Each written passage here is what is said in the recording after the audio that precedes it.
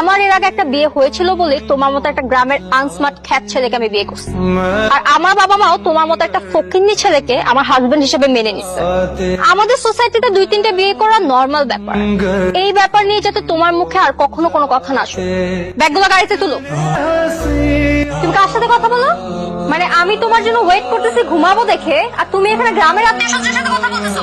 আমি তোমার সাথে পরে কথা বলবো। হ্যাঁ, এই সমস্ত গ্রামের আত্মীয়-স্বজনের সাথে আর কথা বলা যাবে না, এরা তোমাকে উল্টাপাল্টা বুদ্ধি দিবে। আমাকে কিছু টাকা দিতে পারবা? মা খুব অসুস্থ। লজ্জা লাগে না তোমার? হাজবেন্ড হয়ে ওয়াইফের কাছ থেকে টাকা চাও? কোথায় তুমি আমাকে ইনকাম করে টাকা এনে দিবা, তুমি আমার কাছ থেকে টাকা চাচ্ছ? ননসেন্স। এই শোনো, আজকে তুমি সারাদিন রুমের মধ্যে থাকবে, রুম থেকে বেরোবে না। কেন আম্মা? কারণ আজকে আমার বাসায় আমার কিছু বান্ধবীরা আসবে, বাসায় কিটি পার্টি হবে, আর আমি চাই না তারা জানুক যে তোমার মতো একটা খ্যাত দেও আনকালচার আমার মেয়ের জামাই। তুই শাইন না, তুই না বড় লোকের মেয়ে বিয়ে করছিস, এখন আবার নিজে বাজার করতেছিস কেন? ভাবিরে নিয়ে মনে আলাদা হয়ে গেছিস, তাই না? আলাদা হয়ে যায় নাই, এই বাজার আমার শ্বশুর বাড়িরই বাজার।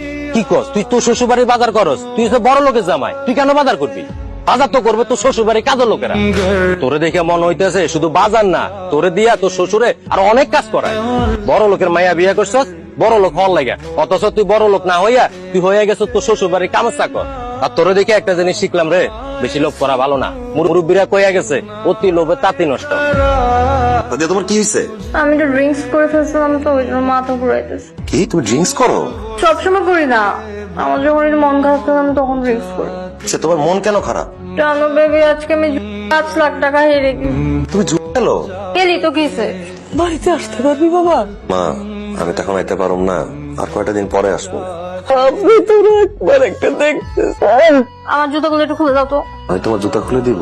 তুমি না খুলে কে খুলে দিবে? এই আকলিমা, আমার আলমারিতে 1 লাখ টাকা রাখা ছিল, টাকাটা খুঁজে পাচ্ছি না। টাকাটা কি তুই নিয়েছিস? সিসি খালাম্মা, এইসব আপনি কি কইতাছেন? এত বছর ধরে আপনার বাড়িতে আমি কাম করতেছি, আপনার না জেগে কোনোদিন একটা সুতা দিতে কোথায় নিছি, আর আপনার মেয়েটা একটা অপরাধ দিলেন? বিশ্বাস করি খালাম্মা, আমি আপনার টাকা চুরি করি নাই। টাকাটা কে নিল?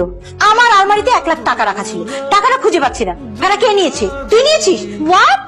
মাম্মি, আমি কেন টাকা দিতে যাবো তোমার আলমারি থেকে? আমার টাকা লাগলে তো আমি তোমার থেকে চেয়েই নিতাম। তাহলে টাকাটা গেল কোথায়?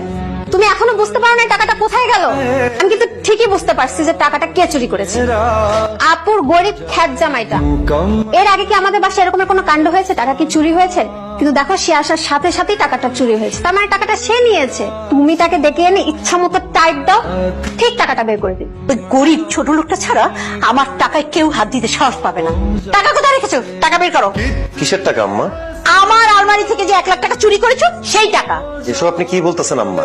আমি টাকা কেন চুরি করতে যাবো? আমি কোনো টাকা চুরি করি নাই। চুপ! একদম মিথ্যা কথা বলবি না। এই বাড়িতে গরিব ছোট লোক তুই ছাড়া আর কেউ নাই। 1 লাখ টাকা লোভ সামলাতে পারিসনি, তাই না? তাই টাকাটা চুরি করে ফেলেছিস। তুমি বলো আমি কি টাকাটা চুরি করতে পারি? হ্যাঁ পারো।